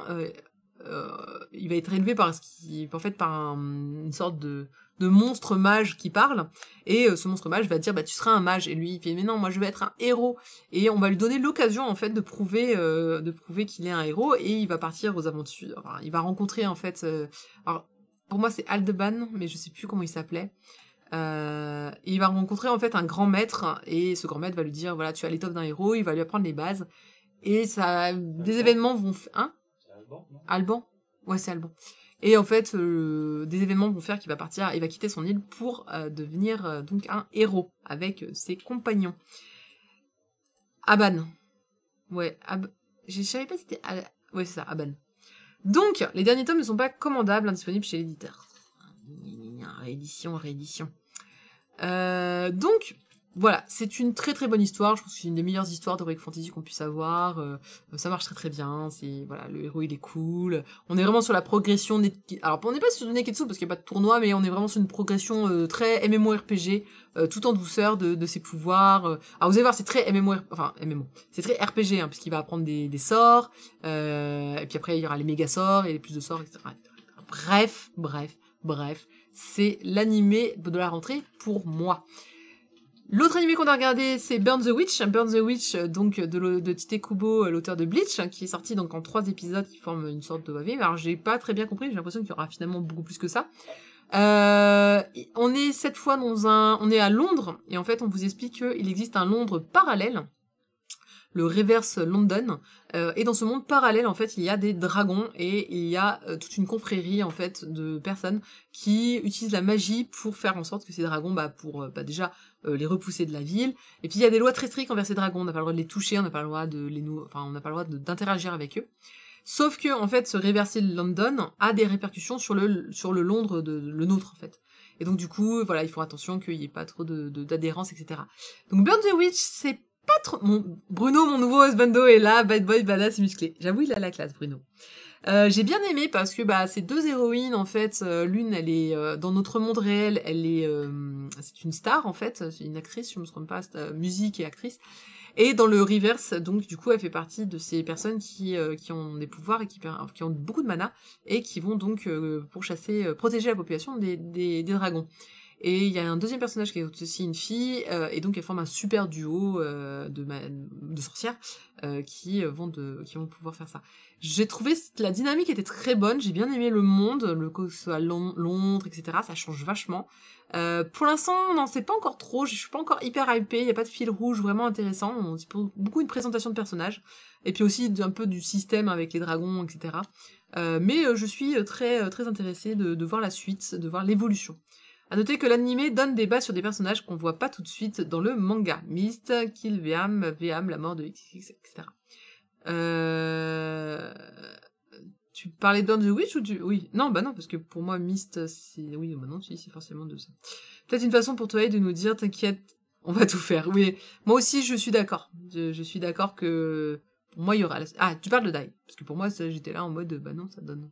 Attends, comment ça, ça met les bases? Il n'y a qu'un seul épisode de sortie pour Dai. Moi, j'ai vu qu'un seul épisode. Un épisode? Deux épisodes? Pour moi, c'est tous les mardis. Je vais attendre qu'il me réponde. Mais voilà. Par contre, Burn the Witch, allez-y, c'est vraiment... Enfin, c'est sympa. C'est complètement différent de Dai, hein, évidemment. Mais ça va l'air mal. L'intro. Ah, oui, l'intro, oui, d'accord. Ok. Donc, je suis d'accord. Rien que dans le prologue, dans le générique, hein, tout court. Mais oui, on voit tous les futurs persos. J'espère qu'ils iront aussi loin. Fruit Basket, par exemple, a été très étonnant, puisqu'ils vont faire ça en 3 saisons, finalement. Donc je me suis dit, ah la vache, ils ont vraiment découpé tout Fruit Basket pour qu'on ait vraiment toute l'histoire. Là où, avant, on n'avait eu que la première partie. Donc en ce moment, ils poussent un petit peu, je suis contente. C'est-à-dire qu'avant, bon, on se contentait de première saison, puis après c'était coupé. Et là, on commence à avoir des choses qui vont vraiment au fond des choses, enfin au fond. Bah, comme Sailor Moon, par exemple, Sailor Moon, Sailor Moon Crystal, c'était la première saison, et puis après ils se sont dit, ok, on fait la 2, la 3, et là le film va présenter l'arc, Sailor Moon Super S. Et j'ai hâte, du coup, d'avoir la suite. Il manquera plus que Stars. Salut Gugus, hein, merci pour le follow. Après, on a eu la première partie parce que le manga était pas fini aussi. C'est vrai. On verra bien. Je suis très hypée et très curieuse de ces deux trucs. J'ai pas encore regardé Jujutsu Kaisen, mais j'avais dit à l'époque que le manga ne m'intéressait pas, mais que l'anime devrait être vachement mieux. J'ai vu beaucoup de gens me dire que vraiment l'anime était cool. Donc voilà, ça me conforte dans l'idée que c'était un manga qui était plus pour un anime que pour un manga pour moi.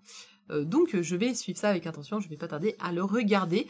Et c'est à peu près tout. Si vous avez si vous avez des choses à proposer, là on en a beaucoup parlé mercredi, mais si vous avez des animés à me dire vas-y fonce c'est génial, n'hésitez pas. Là je suis en train de finir Re:Zero, donc j'aurai un petit peu plus de temps pour regarder un peu plus de choses. Mais voilà, donc là je fais rentrer un petit peu d'animé, j'ai un petit peu de dispo là bientôt, ça va être cool. Vilkira qui dit je lis Burn the Witch sur Manga Plus, c'est sympa, mais j'ai du mal à voir où l'auteur va nous mener. On verra bien. Ah oui, il y a la saison 3 de Danmachi. Alors Danmachi, je n'aime pas trop, mais monsieur aime beaucoup. Donc voilà. Ah oui, Hypnosismique. Vas-y, fonce, c'est bien, plein de VG. On avait dit le résumé d'Hypnosismique mercredi, et c'était mais vraiment le truc what the fuck complet. Du coup, évidemment, je suis très intéressée. Donc ouais. Hypnosismique, je pensais bien lui laisser sa chance, au moins pour le premier, le premier truc, juste pour voir. Et voilà. Donc on va regarder ça. Voilà un petit peu pour les animés. En tout cas, vraiment, je suis contente parce que là, on a quand même 3 très grosses séries qui viennent de commencer. Et ça, c'est plutôt cool parce que la saison dernière, j'avais pas trouvé ça extraordinaire. J'ai aussi Kaguya Love is War que beaucoup de gens m'ont recommandé, que du coup, je vais essayer de regarder. Voilà. Quel est mon top 3 animé perso qui te bouleverse chaque fois que tu mates? Ah bah c'est très facile. Il y aura toujours les OAV de Peace of Myers, les OAV de Vampire Miyu. Et en troisième, qu'est-ce que je pourrais mettre en animé? Alors là, vous me prenez vous me prenez un peu de cours, mais je saurais pas dire que c'est quoi le troisième, parce qu'après, maintenant aujourd'hui, je suis pas mal versée sur de la nostalgie. C'est-à-dire qu'il y a certains animés, je suis sûre qu'ils étaient pourris, mais j'ai la nostalgie qui s'installe et qui fait que voilà. Maintenant, j'avais évidemment bien aimé l'animé de Sailor Moon, je l'avais trouvé quand même très cool, mais je sais pas pour autant que je le recommanderais aujourd'hui. C'est quand même très cool. Pas extra. Je pense que c'est la nostalgie qui parle. Mais non, mais il y a sûrement des films. Bah après, si on dit animé, bah, je pense que des OAV quand même des animes. C'est vrai qu'en film, tu sais, il y a des films pas mal de Ghibli m'ont vachement Akira. Typiquement, Akira, Ghost in the Shell sont été 2 films qui m'ont beaucoup marqué quand j'étais petite, enfin quand j'étais ado du coup.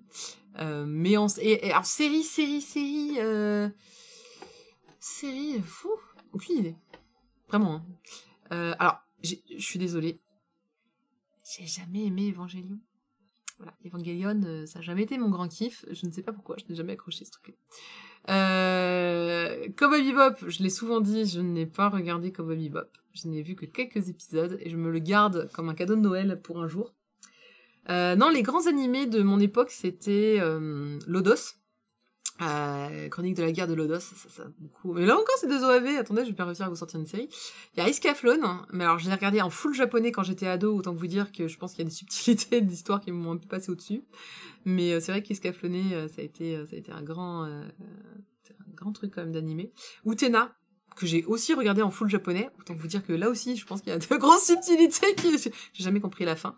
En même temps, je les ai, enfin, voilà, moi, c'était compliqué les animés, quand j'étais ado, je regardais. Tout ce qui est noir, Trigun. Ouais, noir, c'était sympa, mais sans plus, parce que la fin était bof, Trigun, bof. Enfin, Trigun pas mal, mais Escaflowne. Je pense qu'Escaflowne, ça a pas mal marqué de mon côté. C'est la musique, en fait, moi, je marche beaucoup à la musique, si je regardais. Bah tiens, si je voulais savoir, c'était... Ouais, non, les animés préférés, souvent, ouais, c'est ceux sur lesquels j'ai ensuite acheté les CD. Alors, il y a Vampire Miyu, la série télé, qui était extraordinaire, que j'ai trouvé vraiment cool, mais... Allez, aidez-moi. Ouais, Nazca. Ouais, Nazca aussi un petit peu sympa. Mais Utena était quand même vachement particulier.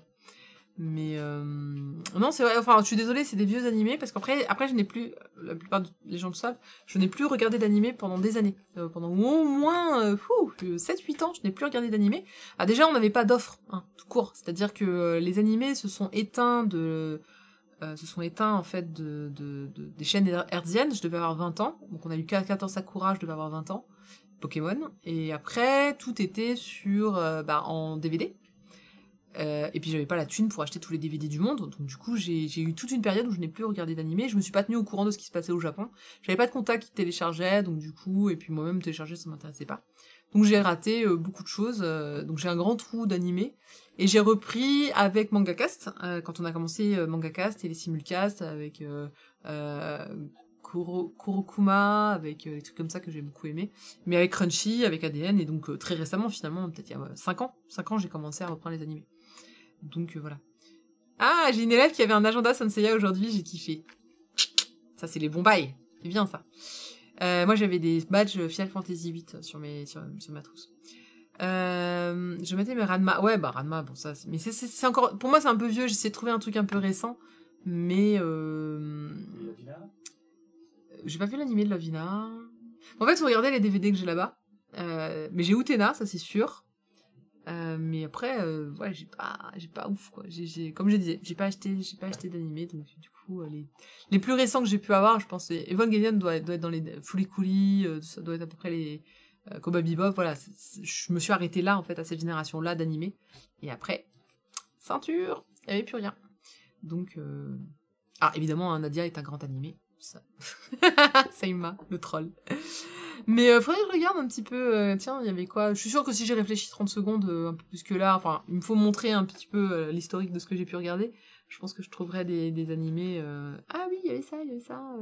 Mais par contre, c'est vrai que de nos jours, j'ai du mal à trouver des animés qui me marquaient autant que ceux que je regardais quand j'étais ado. C'est-à-dire qu'aujourd'hui, je trouve qu'ils sont tous un peu... Il y en a pas beaucoup qui marquent, il y en a pas beaucoup qui... La preuve, hein, c'est que j'arrive pas à en sortir. Il y en a pas beaucoup qui, je trouve, vraiment bien, et graphiquement, et qui, vraiment, qui marquent. Il y en a pas... Enfin, si, il y en a des vraiment bien. Tower of God, par exemple, j'ai vachement accroché à Tower of God. Mais je sais pas, je pourrais pas dire que c'est... Pour avoir regardé la chaîne manga pendant des années, bon, il faisait du rediff, hein, je pense. T'es comme moi avec des longues pauses dans les animés. Eh ouais. Je donnerais tout pour retrouver mes 14 ans et mes découvertes de Slayers, cassette par cassette. Je n'ai jamais regardé Slayers. Si, j'ai dû voir une OAV. Il paraît que Slayers, c'est génial. Et je n'en doute pas. En fait, je me fie assez, hein. Slayers, tout le monde sait que c'est génial. Je veux dire, t'as pas besoin de le voir pour savoir que c'est génial. Bleach, pareil, j'ai pas vu. Bon, les Kakato Sakura, je les ai regardés, par contre. Faut pas déconner. Comme j'ai dit, j'avais 20 ans et ça passait sur M6, donc c'était facile à voir. Tout comme j'ai regardé Pokémon, hein, du coup, évidemment. Voilà. Salut Maître Renard. Eh bien, écoute, on a fini, mais c'est gentil de nous rejoindre sur cette fin de stream où on parlait des animés du moment et surtout ceux qui m'auraient pu me marquer. Mais si vous avez la chance, Bottle Ferry, oui, évidemment, bien sûr. Petit clin d'œil au fait que je l'ai fait en fan sub. Il y a longtemps. Bottle Ferry, c'était très cool. C'était des petits épisodes de 5 minutes qui vous apprenaient des trucs sur le Japon. Alors Lane était... Mais Lane, comment tu veux recommander Lane? Lane était incroyablissime. Mais blissimement compliqué à comprendre pour ceux qui sont pas dans... Enfin, c'était très philosophique quand même, Lane. C'est quoi le manga avec des montres qui avaient des noyaux bleus en forme de chiffre 9? Ok, tu m'appelles. Ah, ça c'est... Ah, comment ça s'appelait? Blue Seed? Blue Seed, c'est connu. Pour moi, c'était Blue Seed. Hein. Ouais, voilà, Blue Seed, on est d'accord. C'est normal, les chefs-d'œuvre de notre époque en manga et en animé suffisent toujours tout ce qui est sorti depuis 12 ans sauf One Piece. Ah, One Piece, ah oui, vous... Ah, bah tiens, un très bon animé que je regarde depuis mes 20 ans, One Piece. Non, peut-être pas mes 20 ans, mais un peu plus. Mais One Piece overall. One Piece, c'est incroyable. Ça aussi, c'est des émotions... c'est des émotions dingues. Mais en fait, il fait tellement partie du paysage que j'y ai pas pensé. Mais oui, One Piece, pour moi, c'est un des meilleurs mangas et animés. J'en parle rarement parce qu'en fait, il est pas spectaculaire. Enfin, il a pas un truc unique, mais il est juste incroyablement bon de base, en fait. Et voilà, et c'est... pour moi, One Piece, ça fait... quand j'avais... T'es au courant pour... Ouais, j'ai vu qu'il était hospitalisé, du coup, il a mis une pause. J'étais tellement marquée, c'est que One Piece, quand j'ai... One Piece est surtout surcoté de ouf. Ah non, ouais, j'adore. Quand j'ai regardé One Piece, on arrivait aux épisodes où le Vogue Mary brûle, enfin meurt en fait. Et donc ça nous avait vachement marqué avec mon ex-mari. Du coup, on a décidé, notre mariage est basé sur le Vogue Mary. Donc on avait le gâteau en Vogue Mary, on s'est marié sur un resto avec un bateau renversé, on avait tout fait. Voilà, c'était et dans le Fair Park, qui était une vidéo, il y avait le Vogue Mary, parce que le Vogue Mary Hall. J'ai moins accroché One Piece après, je pense que je me suis arrêtée quand ils ont eu le nouveau bateau. Voilà, quand ils ont eu le nouveau bateau, le Sunny, j'ai arrêté One Piece. Mais les débuts de One Piece, en tout cas, je peux dire qu'ils sont merveilleux, incroyables. Et j'ai hâte que ma fille les regarde, parce que je pense que ça va vachement lui plaire. Et oui, That's the Nice, les OAV. Ça, c'est de la bonne Seima aussi. Mais après, si on part dans les films et les OAV, on n'a pas fini, hein. Gun, mais l'OAV était super. Voilà, il y en a plein. En tout cas, je dis pas que les animés d'aujourd'hui sont pas bons, je dis juste que émotionnellement, ils me marquent moins. Je suis moins émotive dans ce que je regarde aujourd'hui. Et après, il y a le défaut du binge-watching, c'est-à-dire qu'on les regarde tellement vite qu'on n'a pas le temps d'être intéressé, on n'a pas le temps de se marquer la mémoire sur ce qu'on regarde. Donc c'est vraiment dommage. Là où avant, on était vraiment sur la durée. Moi, quand je regardais Evangelion, c'était un épisode tous les X temps, c'était long, c'était chiant. Alors, je viens d'ouvrir ma page web, je voulais juste regarder, parce que je pense que vous utilisez tous un truc, genre, moi j'utilise Beta Série, pour suivre à peu près toutes les séries que je regarde, et que je suis, et que j'ai regardé surtout. C'était juste pour voir un petit peu c'était quoi les séries que j'avais regardées, et que, qui m'auraient marqué. Mais j'ai peur que on soit tous... Il y en a même certaines, je me rappelle même plus ce que c'était. Classroom of the Elite. C'était quoi ça déjà? Ah oui, si, ça y est, je me souviens, ouais. Voilà. Mais c'est pour dire que ça vous marque tellement pas. Tellement pas. Je m'en souviens à peine. Ah, Dololo, il était cool. Dololo, j'avais beaucoup aimé, mais pareil, on peut pas dire que ça m'ait marqué au point d'en parler et de dire... Oh là là, c'était vraiment... Zodiac War, c'était cool, mais pareil... Izetta, The Last Witch. Ah oui, ça y est, je m'en souviens. Ah mais je vous jure, c'est horrible, parce que c'est des trucs qu'on a regardés, mais allez vous souvenir de quoi... Enfin, c'est une saison.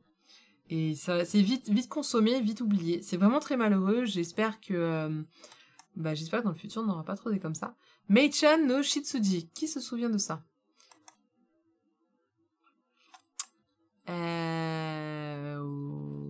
Ok. Pareil, je me souviens pas. Si, ça y est, je me souviens un petit peu. Enfin voilà, bref, ceci résume bien la situation.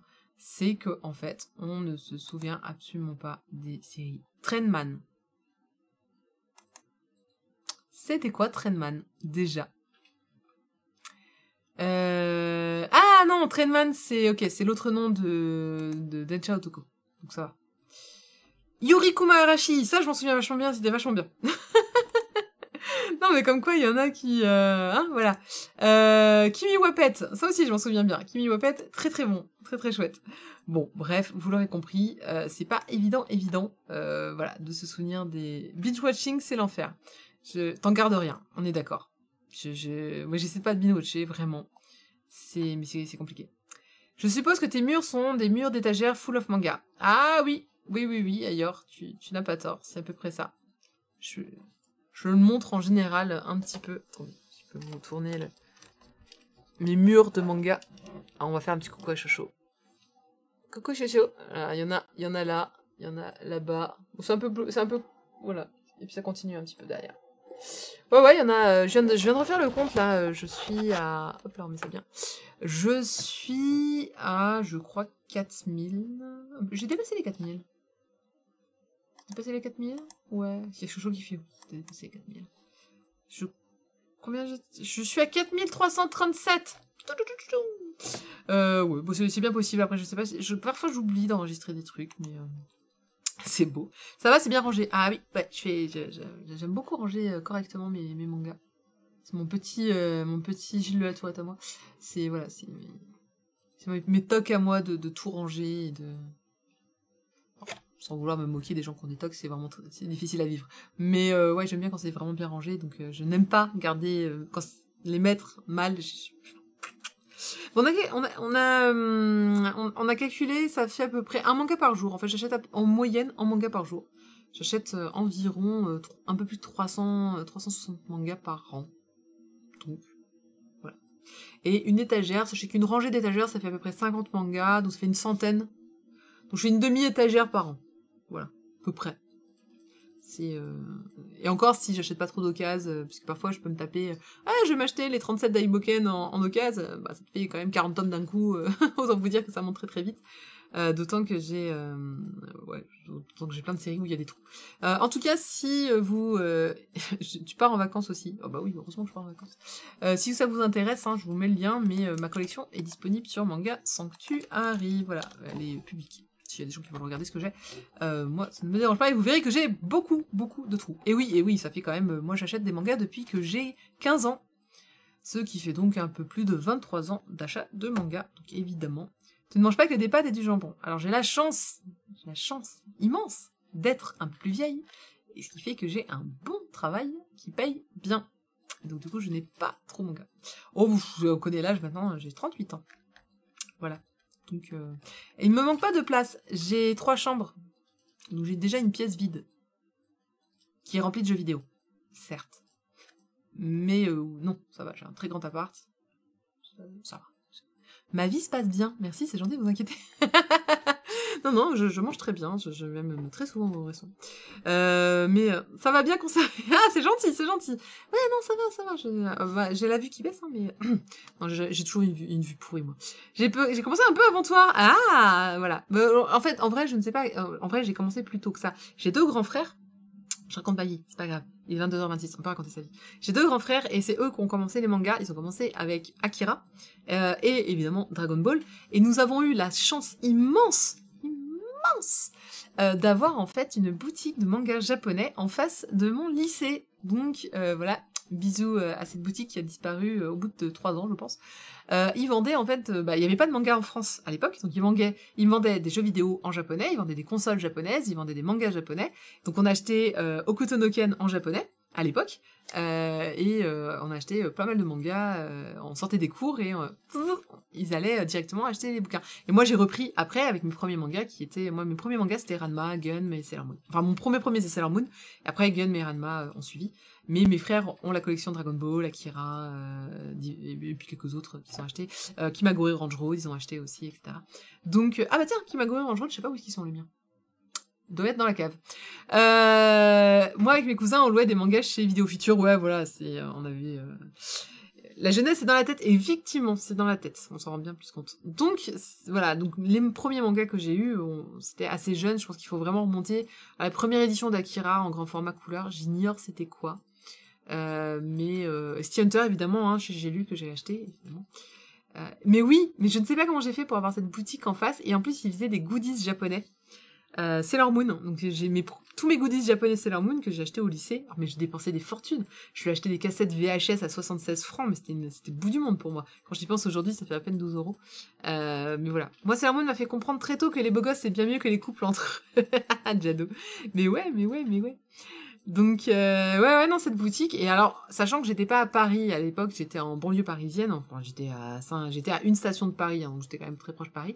Je n'ai jamais su pourquoi ce mec avait décidé de faire du goodies. Après, il était en face d'un lycée, donc c'est génial. Il faisait goodies japonais, jeux japonais, mangas japonais. C'était le paradis pour moi. J'y allais, mais j'y passais. Je sortais des cours, j'allais direct là-bas. Et j'achetais en secret en fait, parce que à l'époque, hein, les mangas c'était très mal vu. Et donc du coup, pour pas me faire choper par les gens de ma classe, j'attendais à la sortie des cours que tout le monde s'en aille. Et ensuite je sortais, je fonçais dans la boutique, j'achetais mes trucs, mais genre, tu vois, comme t'achètes ton porno, quoi, tu sais, tu te caches et tout, genre non, c'est pas moi, et tout ça. Voilà, et donc Mais oui, non, c'était très mal vu, hein. À l'époque, t'aimais les mangas, t'aimais les dessins animés, t'étais un gamin, quoi. Donc quand t'étais au lycée, c'était « Ah, t'es bien gentil avec tes conneries », mais enfin voilà. Donc on regardait des trucs à tentacules avec les cousins. Ah, Urotsuki Doji, ça a fait de l'éducation sexuelle de plein de gens. Ailleurs qui dit « Honteux, moi qui devais commander à ton cam, ah oui, en francs. » et ben voilà, bah Tonkam, j'ai découvert ça un petit peu plus tard, vers 16 ans, 17 ans. J'ai été pour la première fois à Tonkam, et à l'époque, donc je le dis souvent, mais c'est vrai que ça paraît toujours bizarre, les mangas Tonkam n'étaient vendus que dans la boutique Tonkam Monge et Bastille, à Paris. Donc si vous vouliez des mangas Tonkam, comme Rig Veda et comme plein d'autres, Tokyo Babylon, vous ne pouviez qu'aller à Paris. Donc il fallait monter à Paris pour certains, ou descendre, pour aller acheter ces mangas-là. Bon, moi j'avais la chance, c'est que j'y allais tous les samedis. Et c'est comme ça que au final, j'ai travaillé à Tonkam. Parce que, bah, à force de m'avoir vu pendant des années tous les samedis, ça forge, ça forge les... D'ailleurs, sur Facebook, j'ai tous les anciens vendeurs en amis, on s'envoie des petits messages de temps en temps, avec la bonne époque, etc. J'ai plein de photos. C'est une bonne époque, c'était très très sympa. Bastards, on l'a tous acheté, Bastards. C'était génial au début, puis après on a fait, mais qu'est-ce que t'as foutu? Mais qu'est-ce que t'as foutu? C'était tellement un bon manga au début, puis après c'est parti en cacahuète complète. Bref oui, enfin voilà, donc plein de choses. Mais à chaque génération, ses qualités. Je supporte pas ces posts, même si je sais que c'est enfin, j'espère que c'est du troll. Oui, la génération Netflix, c'est la plus pourrie. Non, la génération plus pourrie, c'est ceux qui découvrent les mangas d'une autre manière ou autre. Arrêtez, c'est des gens qui découvrent des mangas. À partir de là, on est tous contents, non? Je veux dire, plus les gens lisent des mangas, et plus je suis heureuse, moi, personnellement. Il n'y a pas de meilleure génération où... oh là là, faut remonter... Vous savez, c'est un peu les puristes qui vous disent ouais, la meilleure génération, c'est la première. Bah, j'espère que t'as pas moins de 40 ans, parce que sinon t'es un petit peu loupé, hein. Je veux dire, la première génération de dessins animés, faut remonter au début des années 80, voire fin 70. Donc on est plutôt... Enfin, voilà, quoi. Donc, voilà, tu pouvais les commander via Animeland aussi. Ah oui, c'est vrai, exact. Bah oui, tu pouvais commander directement à la boutique, effectivement. Donc non, la génération Netflix, si les gens ont découvert les mangas via Netflix, bah, grand bien leur face. De toute façon, ils ont pas d'autres moyens de le découvrir, puisqu'il y a plus de mangas sur les chaînes hertziennes. Du coup, comment tu veux faire? On découvre comme on peut découvrir. Bah moi, c'était sur la 5, d'autres c'était sur la 2, d'autres c'était sur la 1, la 6, après les chaînes manga, les chaînes Game One, les chaînes diverses et variées, et puis aujourd'hui Netflix. Très bien. Chacun son truc, chacun son style. Y a pas... Mais j'avoue, aujourd'hui, j'ai une petite pensée émue et triste pour les gens qui commencent les mangas aujourd'hui, avec la masse de mangas un peu comme Ricky d'ailleurs, un peu la masse de mangas à, entre guillemets, rattraper, avec toutes les chefs-d'œuvre qui sont sortis. Moi, j'ai de la chance. J'ai commencé les mangas quand ça commençait à sortir. C'était facile au début, j'achetais tout ce qui sortait. Et il y avait peut-être quoi? Il y avait toutes les semaines, il y avait peut-être 4 mangas, tu vois, qui se battaient en duel. Et je parle des suites et des nouvelles séries, hein. On avait une nouvelle série peut-être par mois. Mais globalement, je pouvais te permettre de tout acheter. C'était facile. Enfin, c'était facile, il fallait un peu de pognon quand même. Mais on va dire qu'on est très très loin de sortie d'aujourd'hui. Aujourd'hui, tu regardes le catalogue de sortie, c'est impossible. Enfin, sauf si t'es très riche, hein, bien sûr. Mais c'est compliqué déjà d'avoir le temps de tout lire aussi, hein, parce qu'il faut avoir le temps de tout lire. Donc voilà, mais maintenant il y a le choix. Mais c'est vrai que bah si tu commences tes mangas aujourd'hui et que tu veux te faire un petit peu tu veux savoir ce qui est sorti, tout ce qui est sorti, c'est quand même compliqué. Voilà. Nous on a le mérite d'avoir été des early adopters. Bah voilà, donc on a un peu il y a trop de choses aujourd'hui. c'est clair. Donc pas Télécoute qui dit clairement je n'ai pas acheté pendant quelques années, maintenant je n'ai aucune idée de quoi acheter, regardez, pourtant j'ai bossé dedans. Bah ouais, bah c'est un peu ça, moi j'avais arrêté pendant pas mal de temps et donc c'est vrai que ça a été... voilà, je vois aujourd'hui que j'ai des lacunes dans certaines séries ou certains éditeurs, parce que bah, j'avais complètement arrêté de suivre. Dès que tu t'enlèves un pied du monde, c'est fini. Impossible à rattraper. Bon, on pourrait parler pendant des heures et des heures, on va s'arrêter là. C'était sympa ce petit chat de fin de stream. Ce que je vous propose, c'est on se dit à mercredi pour les news, les revues, les trailers et le tirage au sort donc du prochain palier. N'oubliez pas de vous inscrire au palier pour l'anniversaire. Vous allez sur catandgeek.com, vous cliquez sur concours Twitch. On en est au palier 6 ou 7, j'ai un tout petit doute, mais je crois que c'est le 7. On va commencer à être quand même dans des lots un peu épais. C'est quoi le prochain? Attendez, je vais quand même aller regarder. C'est quoi le prochain palier? Pour moi, c'est le 7. Ah non, c'est le 6, autant pour moi. C'est le 6, il s'agit... Bah tiens, on en parlait. Palier 6, c'est le artbook 25e anniversaire de Tsukasa Ojo. Donc, pour participer, il vous suffit de follow ma chaîne. Si vous ne Si vous ne suiviez pas la chaîne, c'est le moment de le faire. Et surtout, de cliquer ici et d'aller mettre votre petit nom. Voilà, tirage au sort, donc mercredi, pour cet artbook que j'ai retrouvé dans mes stocks de ma vieille boutique. 25e anniversaire de Tsukasa Ojo, l'auteur de City Hunter. Donc, n'hésitez pas. Allez-y, inscrivez-vous. Et puis, bah, juste pour vous dire, donc n'hésitez pas aussi de vous inscrire pour les autres paliers, hein, vous pouvez tout à fait vous inscrire à foison. Le palier 7, ce sera... Il est où? Palier 7, figurines, on est sur 2 figurines, dont la première c'est, je l'avais montré, c'est une figurine de My Hero Academia, et j'ai pas encore décidé de la deuxième. Il va nous rester le palier 8, une affiche d'art manga de votre choix à faire avec un de nos partenaires, le Renard Doré, ou il s'appelle comment déjà, ou nos images, les images dérisoires, qui font des affiches d'art manga super top. Le palier 9, c'est votre âge en manga, et le palier 10, c'est la plus grosse surprise qui restera. Voilà, le palier 10, c'est ma petite surprise à moi que l'on annoncera lors du stream anniversaire qui a lieu dans un mois tout pile. Ça fera bientôt 1 an que je stream. Je vous remercie encore, merci beaucoup pour votre soutien et pour votre présence dans ces streams que j'ai, voilà, qu'on s'éclate un tout petit peu. Mais n'hésitez pas, allez-y, profitez de ces concours, c'est gratos. Il suffit juste de mettre son petit nom dans le formulaire. Et après, je peux vendre vos données et c'est génial. Ah, je le fais pas. Là. Merci ailleurs, c'est sympa. Alors il est pas à jour parce que, enfin il est pas à jour des dernières news parce qu'on s'est fait flouder nos news et j'ai pas du tout eu le temps de les mettre. Mais je vais, et il me manque 2 replays parce que le dernier replay, voilà, j'ai 2 replays en retard. Il faut que je mette les derniers replays sur le site. Voilà, et ben écoutez, je vous souhaite une très bonne soirée, et puis je vous dis à mercredi pour je disais, le stream de news. Et pour ceux qui ça intéresse, peut-être que je lance un stream Final Fantasy juste derrière, puisque j'ai fini Star Wars Blood, et je vais commencer la prochaine extension. Voilà, donc là je suis en train de finir complètement les petits détails, et ensuite je vais certainement commencer Shadowbringer, qui est la dernière extension de Final Fantasy XIV. Donc si vous aimez Final...